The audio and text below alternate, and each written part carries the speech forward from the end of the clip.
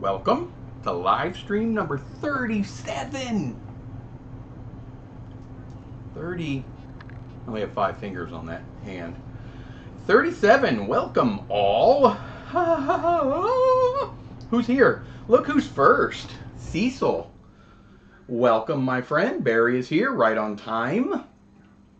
Ken in Wisconsin. Happy Sunday, my friend. Bonnie is here. 1 minute early I am.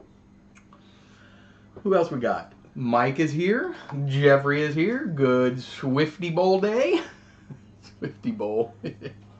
It is the Swifty Bowl. Making coffee. Radios is with us. Welcome, Radios. I did get your film. I should get some coffee too. Yes, you really should. This, by the way, is my 4th cup. And it's only 2 p.m., so I'm a little... I love coffee though. Radio's got 2 of the cameras I ordered this week. Bad news about the stylist though. What happened with the stylist? Barry, don't forget the like button. Thank you, Barry. Jeffrey says I got 2 new cameras and another magically came to life, so I guess it's 3 now. Sometimes I have to tell my wife that cameras magically appear. Sadly, she doesn't really buy into it. Hi, Mike. Hello, Mr. Radios.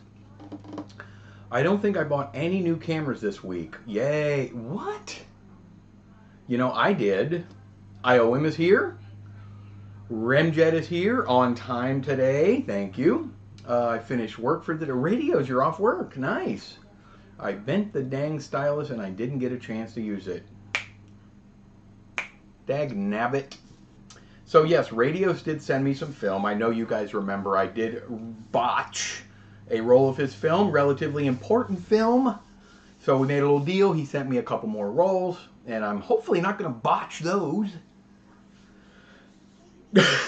Dave. Hello, Dave. Dave is dedicated to the cause. He quit his job to be here. Yeah, I'm that good. Or he's not that smart. Dave, thank you for being here. Bonnie says, in 2 weeks, it will be 1 year since the first live stream. Wow. Thank you for keeping track, Bonnie. I really didn't know. A whole year of live streams, 37. So, you know, I've missed a few in there. I found my test roll of regular 8, and I'm practicing loading that Zeiss Movicon. Good job. I have one of those. I just mine doesn't work. Kind of tricky. Yeah, they're so little. And I have been here since the 8th. You have. I know. Thank you, Bonnie. It's backwards land. Do you have one of those, Cecil? If anyone does, I'm sure you probably do. I think you said last week that you did have one. It's going to be kind of just a free-for-all live stream today. Just a fun film chizat. Because I don't have a particular topic that I would like to cover. Instead, I thought we'd just have a little chit-chat. Have some film fun. Some film fun. Yes, you do have one, Cecil. I figured you did. I have a tiny bit of regular 8 I want to show you guys. Because I did a thing. I did a couple things. And I also have some more regular 8 that I'd like to show if you're interested, from 1959. 59. That's 65 years ago. It's not something I processed. It's something I scanned, but it's fun. And it has a little bit of sentimental value to me, and I'll tell you why in a minute. Jeffrey, I did send some additional photos. I did. I got the new photos. I'm going to show those, Jeffrey. Jeffrey got a couple new cameras. The only one I forgot to put on here was your Bell & Howell. So Jeffrey has some couple of brand new cameras, brand new to him. They were brand new in the 60s. And brand new to us. And I'm going to show you some photos here in just a second. But he got a Bell & Howell Filmo 88. Double run 8mm camera. And those are really neat looking cameras. You guys know Filmo in 16mm. So this is a a double 8 camera that looks really groovy. Kind of has that, what is that look? The Keystone look, like the Criterion look a little bit. I need to find a 16mm cart for the Bell & Howell 2000. Radios, is that the 16mm carts, the 50-foot ones? Is that what you're talking about? Like these things here? Is it like that? These magazines? I can't remember. I don't know offhand what that camera is. The Bell & Howell 200 rather. Progress with Mark II. Getting there, Mike. I'm very happy with it. I will say that. Very, very happy with it. There's a couple of little tiny things I want to talk to Roger about. Occasionally when I'm rewinding a film, and I use mine to rewind, I know some people advise against that, to not waste the motors. But I do rewind with mine. I have with my Mark I for years, and it's never given me any trouble. But occasionally the rewind will just stop. You got to flip it back into neutral and back to rewind, and it's fine. And it's a little squeaky. One of the motors is a little loud, like the screaming baby. So it's mainly just cosmetic stuff, but we'll see. I'm gonna work with it, and I'm really kind of digging the results I'm getting out of it. So as we go, I'm getting, a little more comfortable with it. Barry says the Zeiss hardly has a loop. Oh, the little MoveCon, yeah. I don't even think it has any loop, does it? 9th, been here on every stream since May. Oh, 9th. Shame on you, Bonnie, for missing that 8th one. I think MoveCon has metric numbers on it different from FPP. What do you mean metric numbers on it? You mean the frame counter? It might be meters, but I don't get the different from FPP. 88, Super 8. 88 is greater than Super 8. Kind of starting to lean a lot towards 88. I really am, because well, for one, the cameras are way more reliable than Super 8 cameras. Usually they're manual. Most all of them are manual. Most of them are crank, the old spring wound cameras, which is not a bad thing. They're very reliable, and the registration is spot on, and you get so much more out of your film, and for just a fraction of a frame size smaller, oh man, it's kind of hard to beat 88. It's just hard to find. But I did shoot a roll. I'm going to show you guys in 1 second, just a little snippet of it, because I shot a video for that film as well that I'm going to post soon. I've just been so busy I haven't even had a chance to edit it yet. Yeah, those. Yeah, okay. The I think radios you're talking about, the footage counter, and it's in meters. That's how the K3 is too. The Krasnogors. Those are in meters. I just put a piece of tape on mine so I could, kind of translate. Are the lenses for the Filmo double? I don't know if they're D-mount or not. Jeffrey would probably know. It looked like they were in the photos. Let me show you. Hey, Jonas, how are you? Thank you for popping in. I appreciate it. I'll show you guys a couple of quick photos of the... Oh, wait, no, I don't have the photographs. Well, just look up on Google. I forgot. He sent me one picture of the Filmo 88. I forgot to put it on here. But I have his others. He bought another camera, too.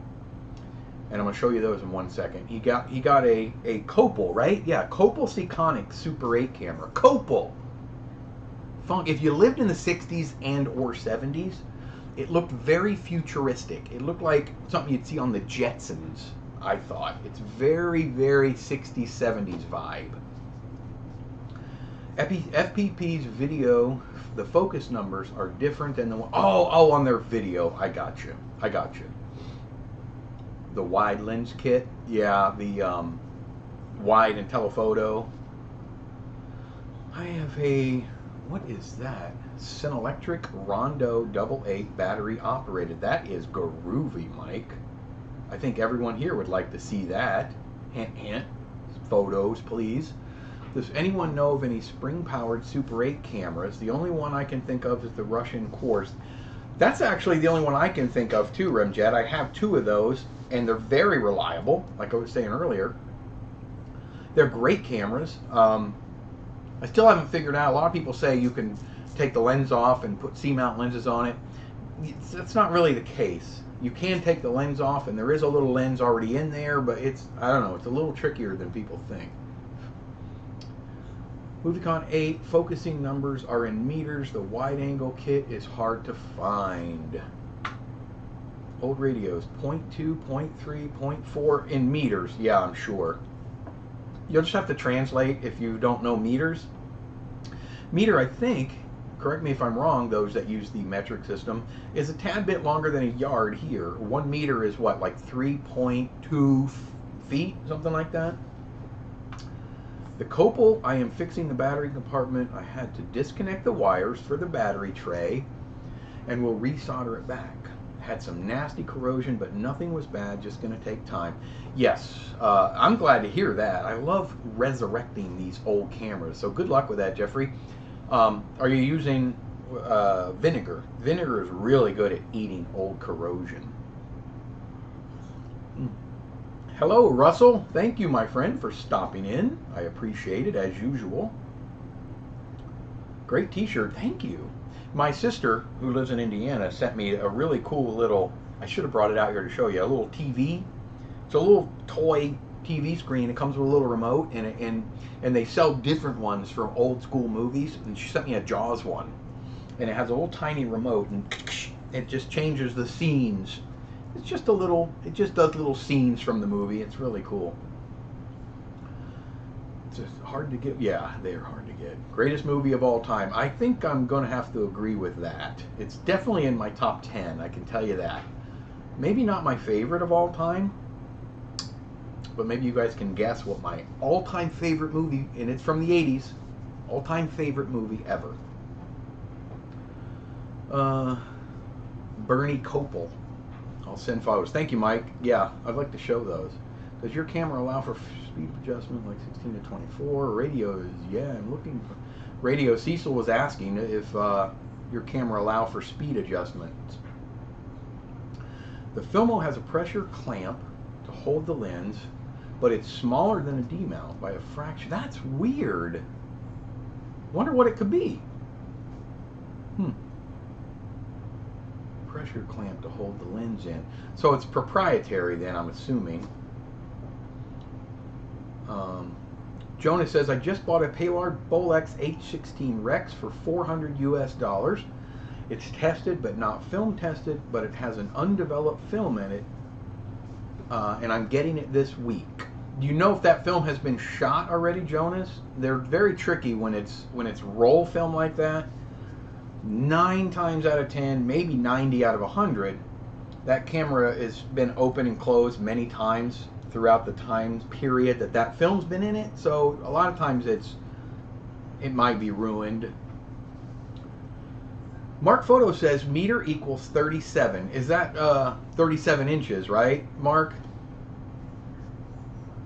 So it's very close to 3 feet, if that's what I'm reading correctly.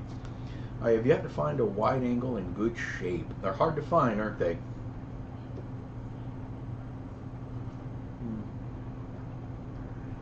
Now, let me show you this pictures real quick. This is the Copal that that Jeffrey just bought. I have 4 pictures of it. Had to resize them a tad, but here they are. That's the good old Super 8. Look how cool and groovy and Super 8-ish. I mean, like futuristic, if you lived in that time frame. Pretty snazzy. Thank you, Jeffrey, for sharing those photographs. I appreciate. There is one other thing. I got to catch up here. I know I'm getting behind. Let me have a swig of water. I like the fact that film's measured in both metric and imperial millimeter when measuring the width. Yeah. Doesn't make a lot of sense, does it, Bonnie?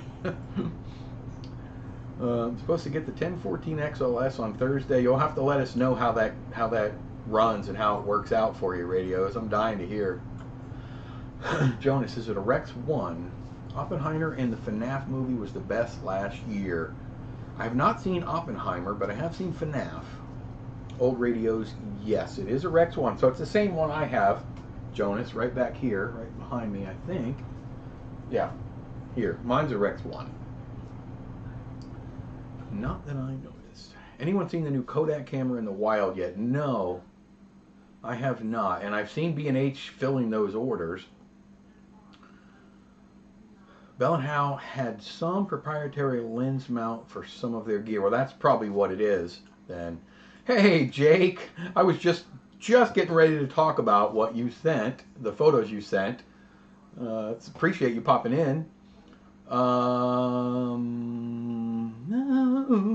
wrong there. I think 39 inches, just the guesstimate in yard. Yeah, I know it's a little more than 3 feet, or a little more than our imperial or traditional yard, as we call it. 100 feet is like 30.48 meters. Yeah, okay. Film is shot, but I am going to try and develop some of it. Good for you, Jonas. That's awesome. Let me know how that goes. Wow, looking very cool. Like the Technicolor on the Move Zoom. See, so it has B.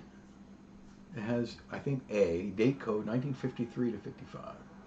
Very cool. Will you do a snip test or just stand develop, Jonas?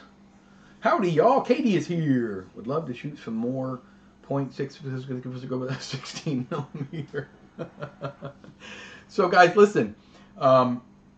You guys saw him pop into the live stream a second ago. He goes by Covrace. I call it Cov Race. I don't know what it means, but that's Jake. So Jake sent me an email the other day, and it's a little bit disturbing, not the email, but the fact that somebody would actually get upset over it. Selling or rehoming old family films. First of all, they're not going to last forever. Family films do not last forever. I think film had some, at one point, there was guesstimations that film stock is supposed to last for somewhere around 100 years. And when you compare that to VHS, that's supposed to last between 25 and 35 years, well, that's a pretty good ratio. So oftentimes, and you guys see it constantly on eBay, and they're at garage sales and thrift stores, and everywhere you go, you see old family films. Well, people get them processed, and they get them scanned, and then their family sees them. They already have them scanned. They don't want to store them anymore, so they get rid of them. And they end up in these swap meets and sales and whatnot. And a lot of people like to enjoy them because there's a lot of history and there's a lot of Americana or worldwide icona on these old films.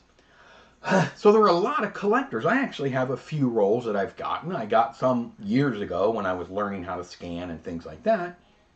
But that can be a fun little hobby to collect, and a lot of people do that. So Jake has some of these films, and he was trying to market them after he enjoyed them, scanned them, and preserved them. So he was trying to do what thousands of people do all the time and get rid of these films to someone else who might want to scan them and enjoy them and show them or do whatever. And he was getting slack from people. People were slitch-bapping him verbally or internetally because he was trying to get rid of these films, saying, why, how dare you, get rid of these family films? Well, sometimes you just can't store them forever. He's already got them. So if anyone is interested, I have a couple of photographs I want to show you. If you're interested, I will hook you up with Jake. And Jake, let me pull up, I recropped these photos a little bit. Let me pull up these pictures and show you what I'm talking about. Okay, right there. So there you can see, those look like a 400 footers, right? So he has that, and he has that. Just old family films. I mean,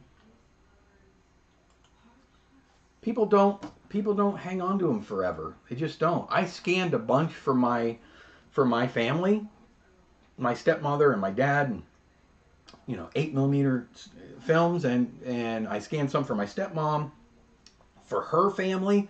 They don't even want them anymore. I still have them here because I'm having a hard time getting rid of them, but they didn't want them. They don't want them back. So a lot of times people don't want them back. Oh, there he is, and he's got more than that even.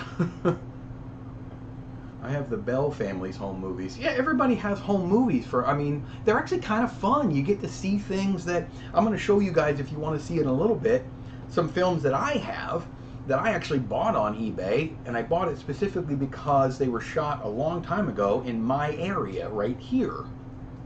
So I enjoy that. I enjoy viewing old family history. I love viewing films from strangers. Sometimes they're crazy. They are. Most of the time, it's just the family, and there's kids opening presents in the morning, or you know, things like that, or it's the pets running around, or a lot of cases, it's the babies or the kids. That's what people film or video nowadays. I have many people I don't know films. A lot of people do, but I just think it's kind of sad that there are people out there that would be upset that you're trying to get rid of these family films. You're not always trying to get. I mean, it would have been just as easy for Jake to take all of those films and put them in the dumpster, and then no one would have ever known. No one would have been upset. No one would have known. But he's doing the right thing by rehoming them. Oy, you know, it is what it is. So if you guys are interested, he wants to move them on. He wants to move them on to a new owner. So if you are that person, let him know or let me know. That's him right there. COVRACE. Russell says, I was given a Bolex EBM this. I know. I'm so jealous of that, Russell. I can't even believe. I forgot. I should have put I forgot that picture. Dagnabbit. It didn't come with the battery grip, just the body and the 400-foot mags. Has anyone in the chat had any issue soldering cables together with a rechargeable battery?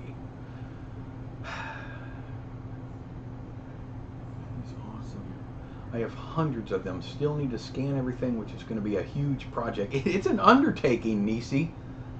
Definitely an undertaking. Not only film, but home movies. Yeah, home video movies. And he's not looking for tons of money, if any. Make him a very simple little offer. Shipping costs and a little something for his time. And let's move him along. There's a video that MoMA did. Sat down with some film archivists. Said the home movies are unscripted view of life. I hope the films find home. That's exactly right. They're documentaries that were never meant to be shown. I mean, you could make a case for collecting them and making your own documentary. You know, I mean, you really could. I have a lot of family photos I bought at estate sales. They are post-war Japan. Very cool. I mean, that's history. If we just throw it all away, you're throwing away things that we can prove in our history. We already know that most of the stuff that's talked about in our history on the news is just yakety yak. So we need real proof, photos and films.